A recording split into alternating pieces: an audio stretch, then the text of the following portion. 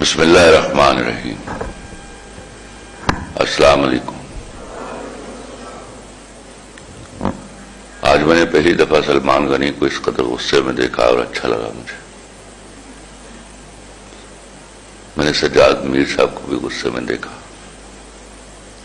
یہ وہ دو لوگ ہیں جن کو سن کر میں اپنے غصے کو کم کرتا ہوں۔ اس کے باوجود میں سجاد میر صاحب سے معذرت کے ساتھ عرض کرتا ہوں کہ میں سر حرامی بچے کو حرامی بچہ کہتا ہوں۔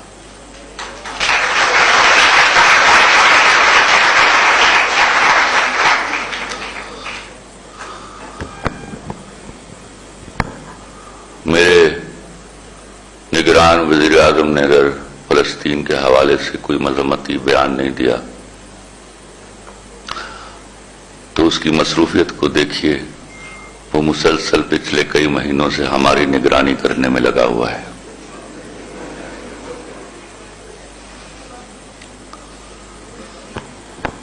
آپ نے بڑی خوبصورت بات کرتے کرتے چابک دستی سے ایک لفظ بدلا اور میں تالی بجاتے بجاتے رہ گیا۔ آپ نے کہا اگر ہم عربوں کی حکومتیں نہیں بدل سکتے تو اپنی حکومت کو سمجھائیں۔ کہنا آپ یہ چاہ رہے تھے کہ اگر آپ عربوں کی حکومت نہیں بدل سکتے تو اپنی حکومتیں بدل لیجئے، اور یہی صحیح لفظ ہے۔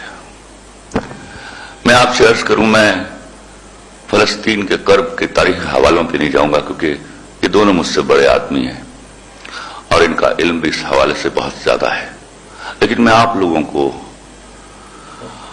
لوگوں سے پوچھنا چاہوں گا اور آپ لوگوں کو بتانا چاہوں گا، آپ لوگوں نے کبھی سوچا ہے کہ گنڈا کیسے بنتا ہے؟ گنڈا تب جنم لیتا ہے جب ہم اس سے ڈرنے لگتے ہیں۔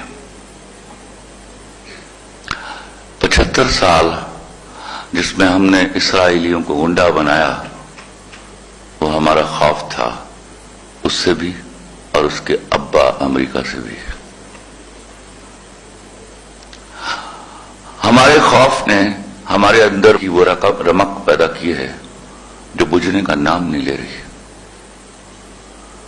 مجھے اور آپ کو جب ان دلاسوں پر رکھا جائے گا کہ اگر خدا نہ خواستہ ہم نے منہ بھر کر امریکہ کے خلاف کوئی بات کر دی تو ہماری امداد روک لی جائے گی، تو جب آپ نے امدادوں پر زندگیاں گزارنی ہیں تو آپ کو نہ احتجاج کا حق ہے، نہ کسی کو دل میں برا کہنے کا حق ہے، نہ آپ کو کوئی برائی ہاتھ سے روکنے کا حق ہے۔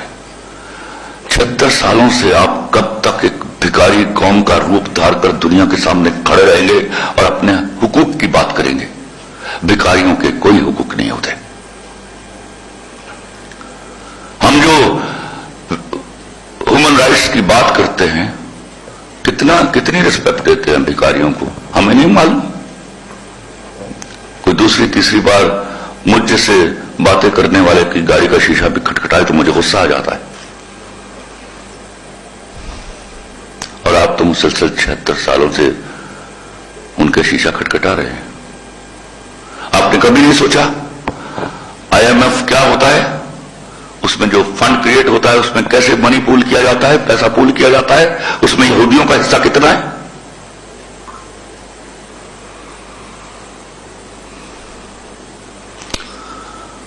یاد رکھیے گا، ایک بہت بڑی ٹرک کی بتی آپ کو دکھائی جاتی ہے، 5th جنریشن وار اور ہائیبرڈ وار۔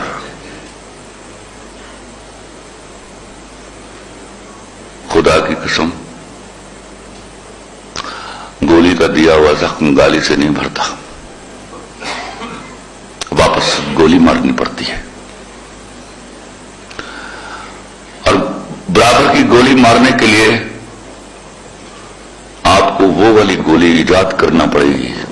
آپ جو 76 سالوں سے ہاتھ پر ہاتھ دھرے دنیا میں ہونے والی ایجادات کا انتظار کر رہے ہیں۔ بے شرمی ہماری یہ نہیں ہے کہ ہم کچھ کر نہیں پا رہے، بے شرمی ہماری یہ ہے کہ ہم کچھ ایجاد نہیں کر پا رہے۔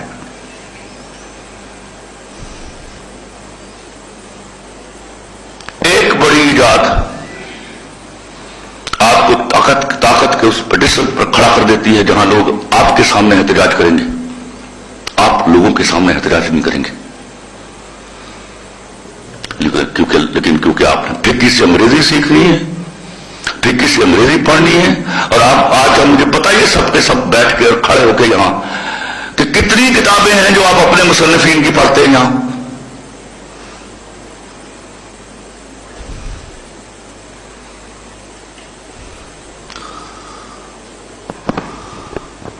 आपके सिर्फ जिस्म बारूद से शल नहीं है, आपके ज़हन भी बारूद से शल है। वो एक ज़बानी बारूद है जो आपके दिमागों में घुसा और आपके रगो पे में सरायत कर गया।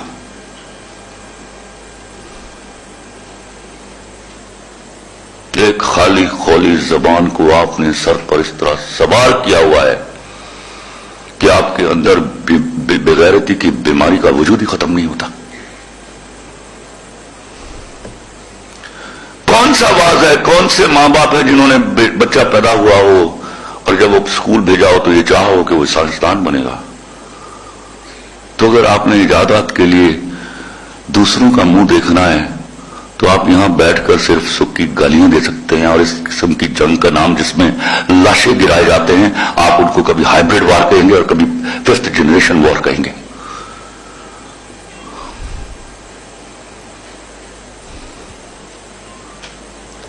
याद रखिएगा मेरी बात, मैं कब तक जीऊंगा, लेकिन एक बात आपको मेरे मरने के बाद भी याद आया करेगी।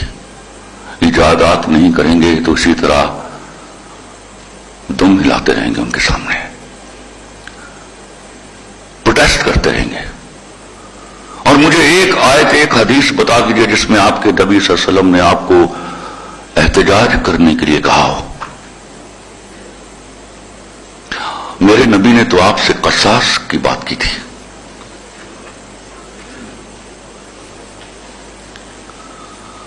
आप मंतक पर आ जाइए। अभी बड़ी अच्छी बात इन्होंने की हमारे मॉडरेटर ने, टर्म्स हमेशा ताकत डिफाइन करती है।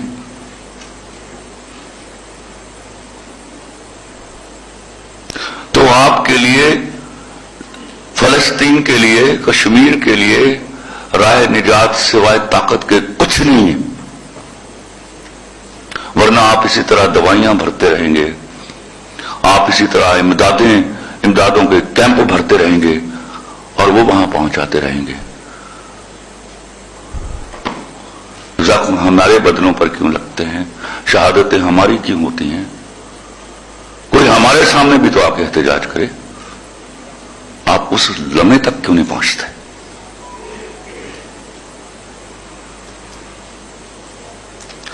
पूरी जिंदगी में एक वाज में किसी मौलवी को यह कहते हुए नहीं सुना कि तुम लोग इजादात करो। मैं बार बार इस बात पर जोर देता हूं। आज वहां बैठे हुए बड़े बड़े, रोज तुम लोग घंटों अपने सेल फोनों की कारकर्दगियों के बारे में बात करते हो, आपसे टेक्नोलॉजी छीन ले तो आप धरे के धरे रह जाते हैं, जैसे कहीं 4-5 हजार साल पहले की दुनिया में हो। ये औकात है हमारी, भिखारियों की यही औकात हुआ करती है।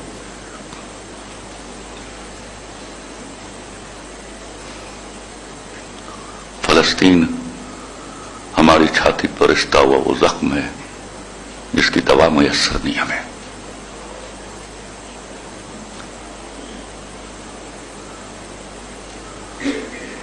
और मैं तो इस बात से डरता हूं कि आप उनसे लड़ने के लिए भी उन्हीं से असला खरीदते हैं, फिर आप जीतने का ख्वाब भी देखते हैं।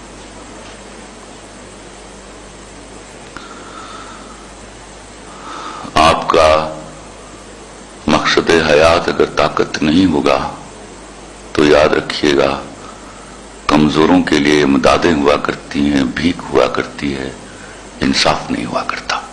Thank you very much.